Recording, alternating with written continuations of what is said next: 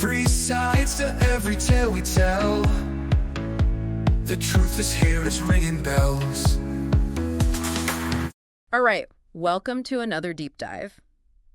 This time, we're going kind of deep into the world of psychological warfare. Oh, wow. Yeah, but don't worry, we're not talking about, like, actual warfare, like tanks and bombs and things like that. Right. Our source material is a book called The Art of Psychological Warfare by Michael T. Stevens. Okay. It's all about the psychology of influence.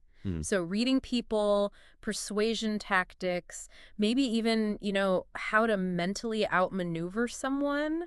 Interesting. Yeah, it might sound a little intense, maybe even a bit controversial. Yeah. But think of it as kind of like learning self-defense, Okay. but for your mind. Right. So like how to protect yourself from manipulation and stuff like that. So how to protect yourself from manipulation and things like that. Yeah, exactly. And you know what's interesting? The book really emphasizes that having the right mindset and demeanor can make a big difference. Oh, okay. Like just your overall presence. It talks about confidence, appearance, knowing when to hold back, when to engage, and even, having a sense of humor can be a powerful tool.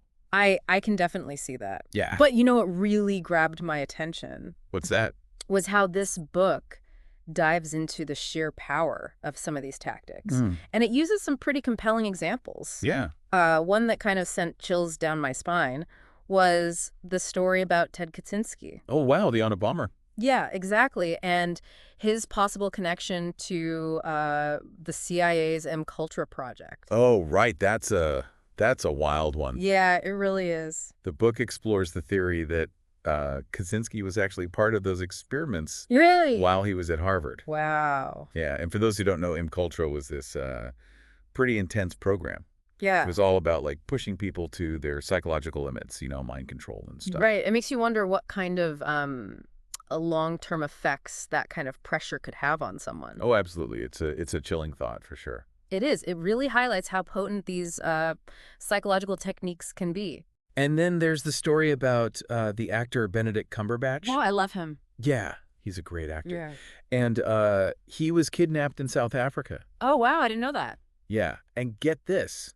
He basically talked his way out of it. What? No way. Yeah. How did he do that? Well, that's the crazy part. Mm. He kind of played up his British identity. Okay. Even exaggerating, I think, a supposed heart condition Wow. to convince his captors that he was more trouble than he was worth. So he used his acting skills, basically. It's like he used his acting skills in real life for survival. That's incredible. Yeah, it's fascinating to see how skills from acting, like reading people and staying calm under pressure, Right. can actually be so valuable in a real life situation. Absolutely. The book also looks back in history and how these tactics have been used, for ages. Yeah.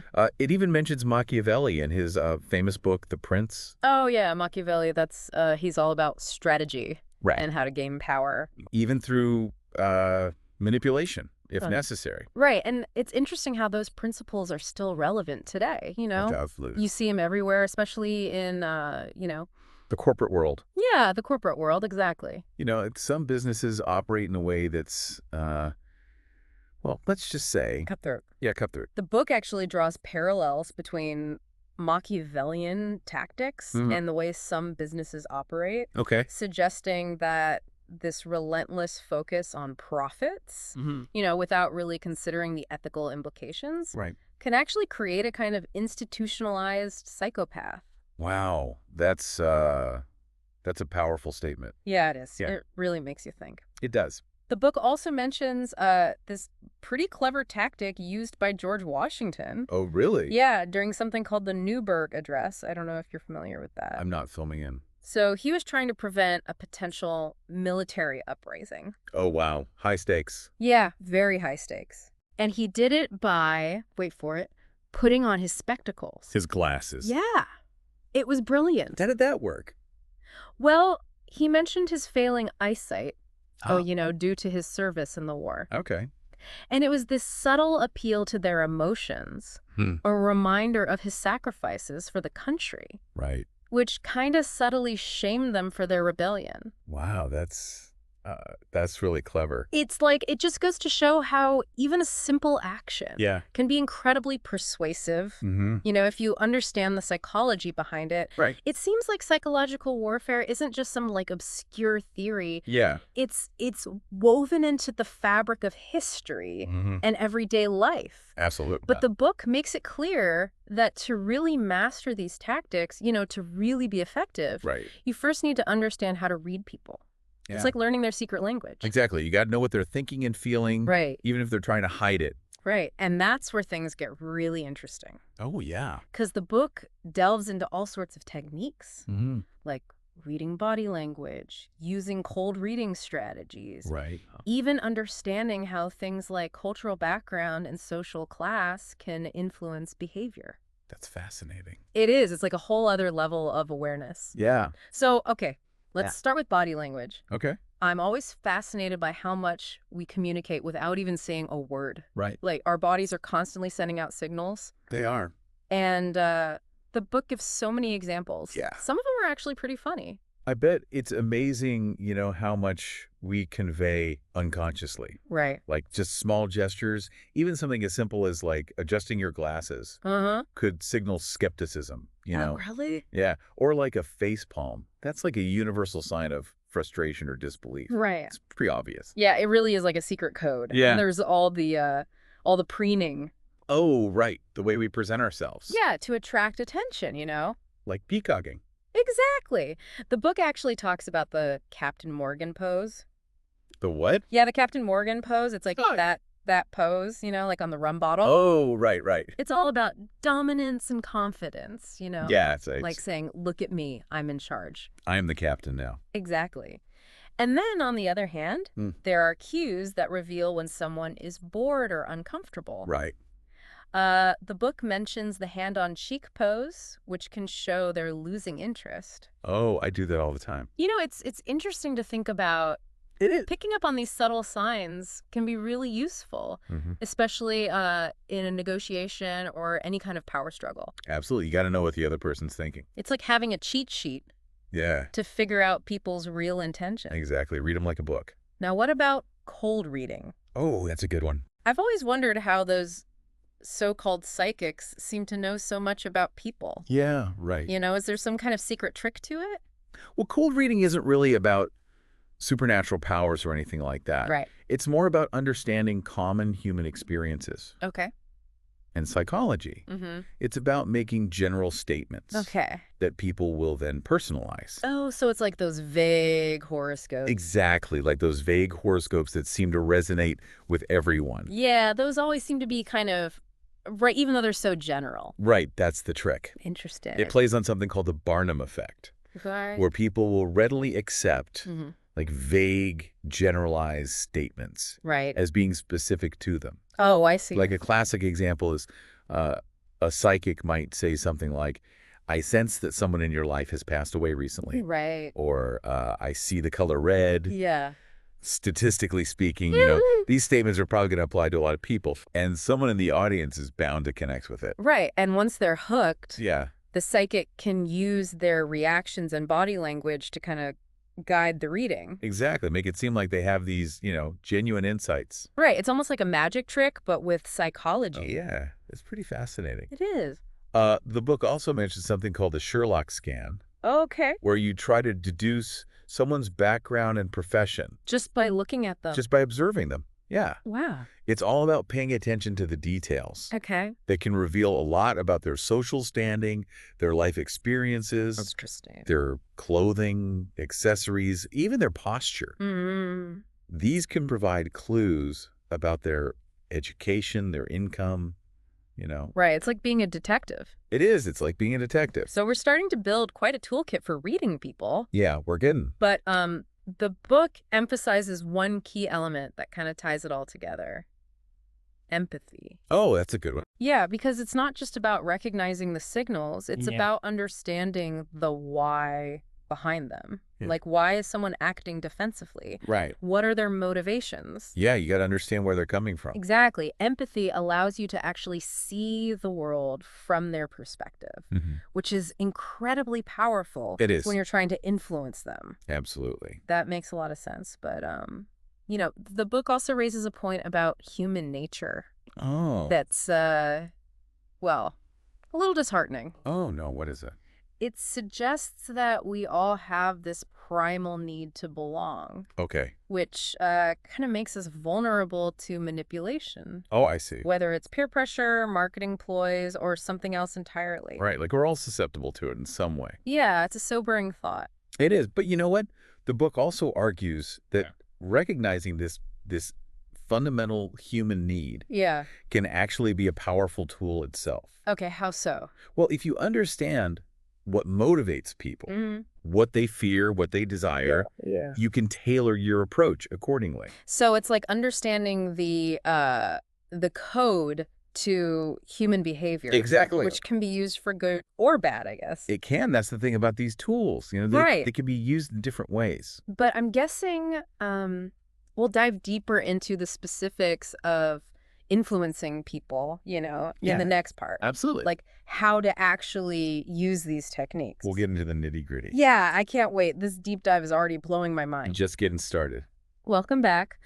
So we've explored how to kind of like read people, right? Yeah. Their body language and even some of their deeper motivations. But how do we actually use that knowledge to, you know, to actually persuade someone? Right, to put it into practice. Exactly. And that's where things get really interesting because the book dives into some fascinating techniques, starting with something called neuro-linguistic programming, or NLP for short. NLP, I've heard of that. Oh. Yeah, it's kind of a mouthful. It is. But the basic idea is it's all about the power of language. No. The words we use can actually shape our thoughts, Interesting. both our own and others. So, like, the way we talk to ourselves can influence our behavior? Yeah, exactly. Like, it's almost like rewiring your brain through language. That's a powerful concept. It is. The book uses the example of someone struggling with weight loss. Okay. If they constantly tell themselves things like, I'm fat, Right. or I'll never lose this weight, Yeah. they're kind of setting themselves up for failure. Right. Negative self-talk. Yeah, but if they shift their self-talk to something more positive and action-oriented, Okay. like, I'm making healthier choices today, Right. it can have a huge impact on their mindset. It's about changing your perspective. Yeah, and their actions. Yeah. It's like replacing negative self-sabotage with positive reinforcement. Exactly. All through the language you use. Right, and that's incredible. The book even mentions these, like, specific power words. Oh, like our words. Yeah, that are really effective in grabbing attention and influencing people. Like what? Give me some examples. Okay, so words like easy, health, save, guarantee, money, discovery, Okay. results, new, love, free, proven. Oh, wow. Those are all very persuasive words. Right. And interestingly, you. You. Yeah, the word you is particularly effective. Why is that? Well, it makes a message feel more personal, Oh, okay. more engaging. Makes sense. Like, you'll notice these power words being used everywhere, Yeah, probably. especially in advertising and marketing. Oh, for sure. It's like a secret code to persuasion. Right. But how do you actually use NLP, like, to persuade someone? Right. Is there a process? Yeah, is there like a step-by-step process? Yeah. Well, the book outlines a few key steps. Okay. It starts with subtly mirroring your target's behavior. Oh, like copying them. Not exactly copying them, but more about creating a sense of rapport. Okay. By like subconsciously signaling that you're on the same wavelength. So if they lean forward, you lean forward. Yeah, if they cross their arms, you do the same, things like that. Interesting. It's not about being blatant. It's more about subtle cues. Right. You don't want to be too obvious. Exactly. Okay, so you create that connection. Yeah, you're creating a sense of connection and trust Okay. before you even start talking. Yeah, it's smart. Right. Next, you start by making statements that are obvious, you know, easy to agree with, Okay. getting them to nod their heads, establishing a pattern of agreement. So you find common ground. Yeah, finding common ground, building from there. Oh, okay. And from there, you can subtly introduce your own ideas. So you're kind of leading them down a path. Exactly. You're gently leading them down a path to agree with your perspective, That's clever. right?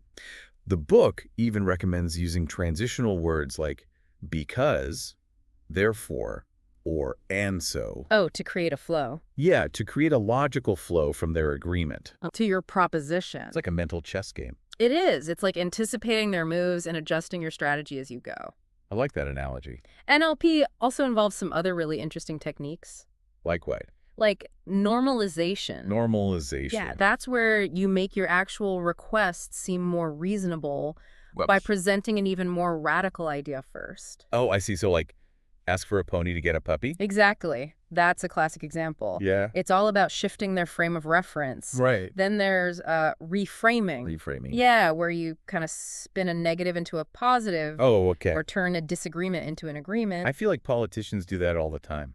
They do. They're masters of reframing. Yeah. Then there's anchoring. Anchoring. Where you connect your idea to something they already agree with. Oh, okay. I see. So NLP is more than just like a technique. Right. It's like a whole communication philosophy. It's a whole way of thinking about language. Exactly. And while it can be incredibly effective, it also seems like it could be used in some pretty manipulative ways. yeah, it's a double-edged sword. Right. It depends on the intent of the user. But understanding these techniques can help you recognize when they're being used on you, That's a great point. which can be really valuable. Knowledge is power, especially when it comes to these subtle forms of influence. Absolutely. The book then dives into the murky world of internet trolls Oh, no. and astroturfing. Astroturfing, what's that?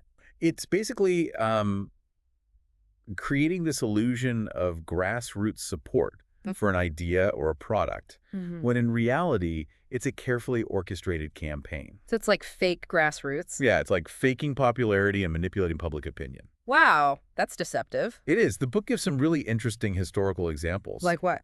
Like how the tobacco industry Okay. created a fake grassroots organization to oppose smoking regulations. Really? Yeah, or how Microsoft created this group that appeared to represent average Americans. Oh, wow. But it was actually funded by Microsoft to support their side in a legal battle. That's crazy. Yeah, it's all about manufacturing a narrative. Right.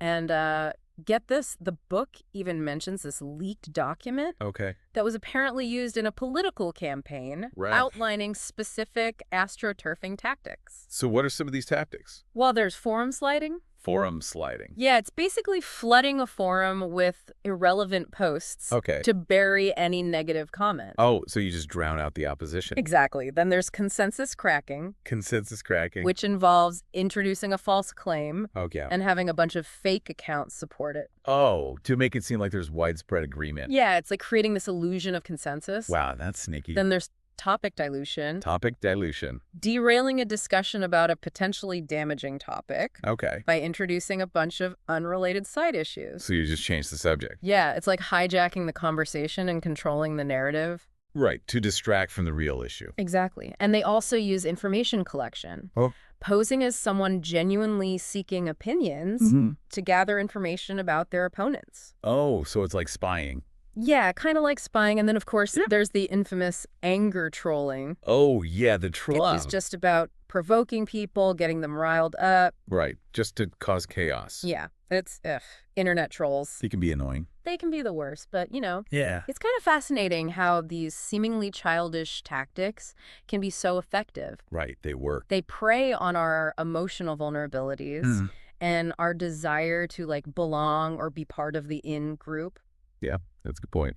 And the book argues that while these tactics are more common online, Yeah. they can also be applied to face-to-face interactions. Oh, really? Yeah, the principles are the same. It's just the medium that changes. Interesting. So you can use these tactics in person, too. Exactly, which is kind of, you know. Kind of scary. Yeah. A little scary. It makes you more aware of the subtle ways people try to influence us, both online and in person. Yeah, you got to be on guard. What other psychological tactics does the book explore? Well, we've talked about reading people and persuasion. Right. But the book also dives into some fascinating ways to subtly influence behavior Okay. by leveraging social expectations Interesting. and even exploiting our natural desire to be polite. Oh, that sounds juicy. It gets really interesting. Okay, so we're back and ready to uncover even more psychological tactics from the art of psychological warfare. You know, I've always wondered about those little favors, that people sometimes ask for. Oh, yeah. Is there something more going on there? Well, it's interesting you notice that because Yeah. the book actually talks about that. Really? Yeah, it says that doing someone a small favor Okay. can actually make them more open to your ideas later on. So they're more likely to, like, agree with you or something.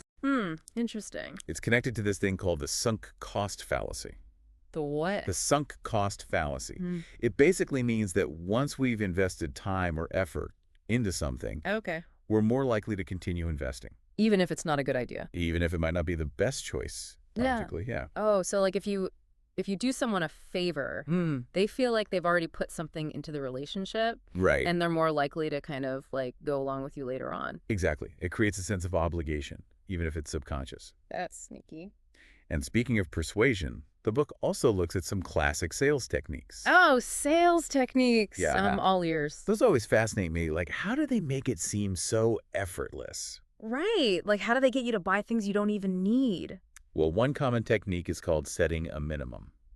Setting a minimum. Yeah, the idea is to make that first step towards a commitment Okay. as small and as easy as possible. Oh, I see. So think of things like free trials or a product with no money down. Ah, so you get them hooked before they even realize they're committing. Exactly. You reduce that initial barrier to entry. Clever. Another tactic is labeling, Labeling. where you assign a positive trait to the customer. Oh, okay. And this kind of encourages them to live up to that label. So like if you tell someone they seem like a conscientious driver, they might be more likely to buy a safer car. Exactly. A safer, more expensive car. It's like you're planting a seed in their mind. And watching it grow. And then they kind of feel obligated to live up to that expectation.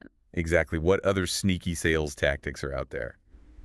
Let's see. The book also talks about false humility, False humility. where the salesperson pretends to have a minor flaw to seem more relatable. Oh, yeah, like they're on your side. Exactly, like, I know I shouldn't be doing this, but you seem like a great person, so I'm going to give you a special discount. Right, It exactly. makes you feel special. Like you're getting a secret deal. Yeah, and then there's false exclusivity. Oh, false exclusivity. This one plays on our desire for things that are scarce Okay. or hard to obtain. So like limited edition stuff. Yeah, like those nightclubs with a long line and a super picky bouncer. Right. The harder it is to get in. The more you want to be there. You got it. Creating that sense of scarcity makes it seem more desirable. Oh, it's like that forbidden fruit thing. Exactly. And the book actually gives some historical examples of this. Really? Yeah, like when potatoes were first introduced to France. Potatoes? Yeah. What's exclusive about potatoes? Well, back then, they were supposedly guarded by armed soldiers What? to make them seem like a luxury item. No way! Reserved for the king. You're kidding? It's true. And it worked. People were bribing the guards to get their hands on these supposedly rare potatoes. That's hilarious. I never knew that. And a similar tactic was used by the British Navy to promote sauerkraut. Sauerkraut. Yeah, to sailors. What did they do make it wear a crown? Well, not quite. They presented it as a delicacy only for officers. So the regular sailors couldn't have it. Right. Which, of course, made them all the more eager to try it. It's amazing how easily we're influenced by these psychological tricks. It is. And speaking of tricks, have you ever heard of the Streisand effect?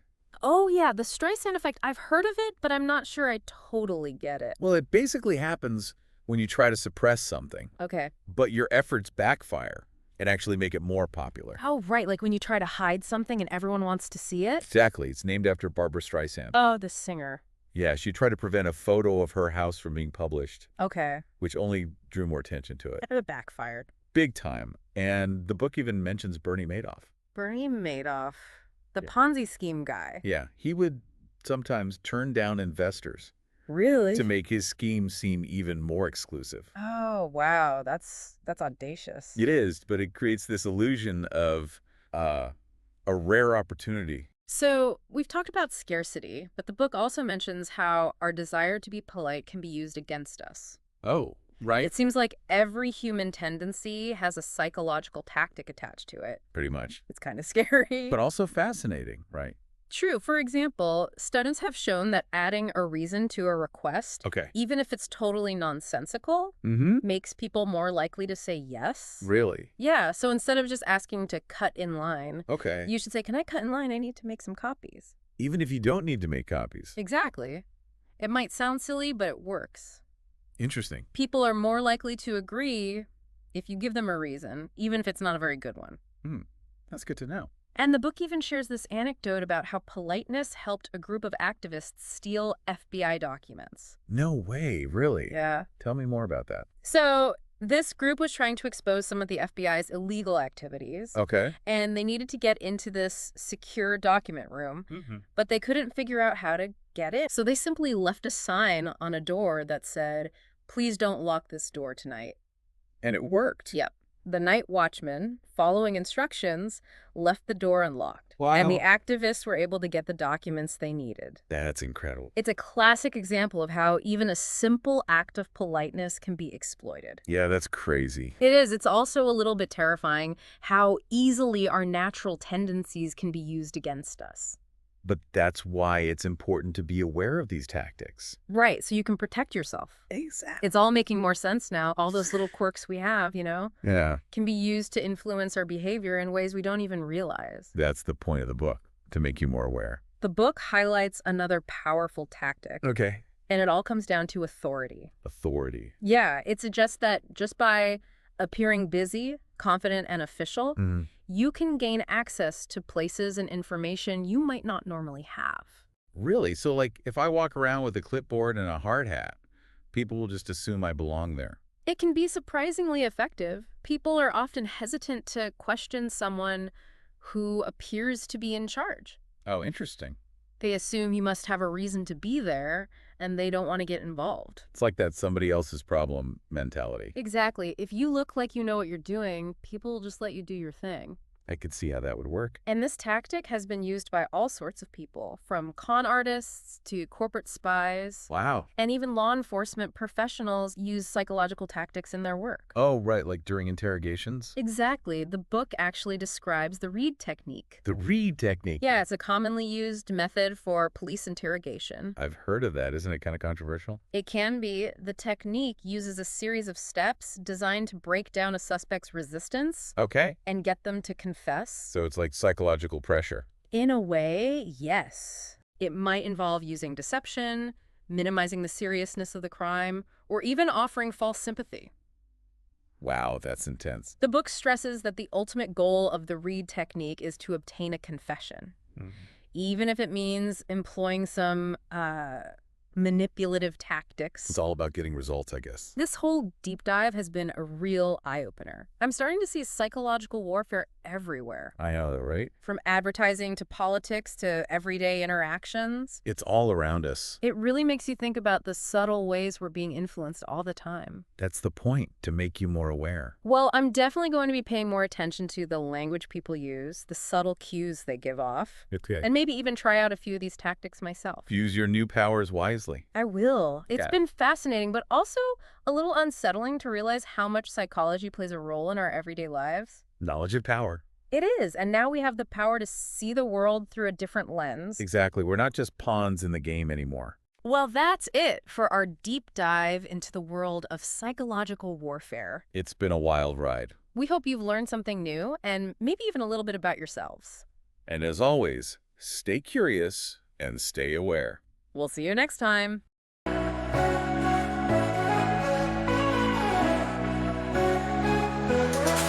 Welcome to the show we're in.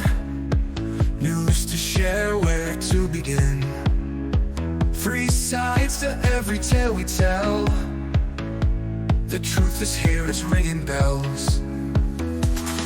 Dive in deep, let's take a look. In every twist and turn we took. For glory lies within the truth. We're chasing facts, it's our pursuit.